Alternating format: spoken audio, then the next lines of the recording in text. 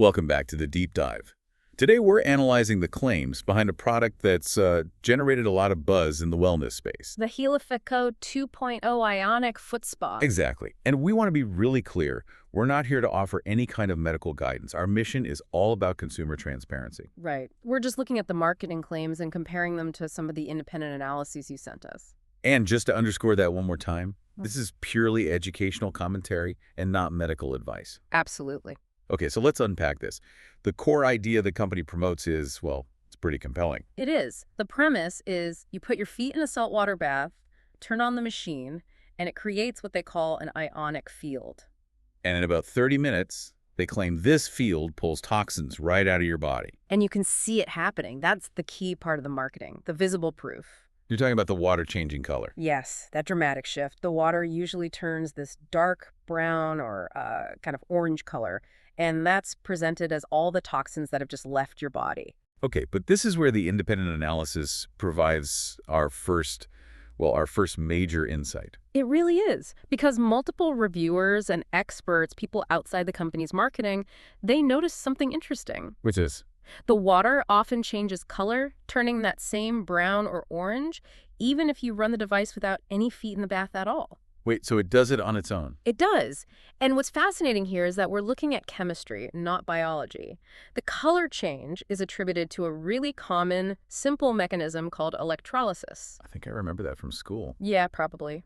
The electrical current that runs through the salty water, it reacts almost instantly with the metal components in the device's array, the parts made of iron or steel. So you're saying it's not detoxification, it's oxidation.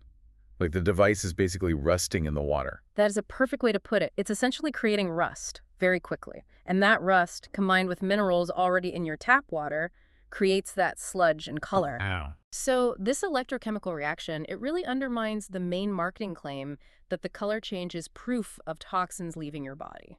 That makes the visual evidence highly questionable, to say the least. But let's talk about the user experience for a second. Sure. Because that's often the most convincing part, right? Many people online, they report feeling genuinely relaxed or rejuvenated or just lighter after using it. And that's a very real feeling, I'm sure. So how do we square that real feeling of well-being with the lack of evidence for the detox mechanism? It's a great question, and the answer is likely pretty simple. A warm foot soak is inherently relaxing. Right. It's a physiological fact that warmth and rest can relax muscles and reduce stress. That immediate physical comfort is real, and it's probably what users are responding to. Okay, so they are feeling something real. Absolutely. But when we look at the specific detox claims, that idea of systemic cleansing through the feet, experts generally see this as a wellness trend, not a medically validated therapy. So there's no clear, reproducible scientific evidence for the toxin removal part? No, there really isn't. So what does this all mean for you, the consumer? I mean, while the device definitely gives you a nice warm foot soak. Which is a proven way to relax. Right. But the core health claims, the detoxification part, that seems to be unsupported. And the main visual proof, the brown water, is just a chemical process. And if we connect this to the bigger picture, it raises a really important question that you can apply across the whole wellness industry. Which is? When a product works, how much of that benefit comes from something simple and established, like a warm soak, versus the complex, unproven mechanism being marketed? Like ionic detoxification. Exactly. That's the critical distinction, isn't it? Yeah. So here's a final thought to mull over.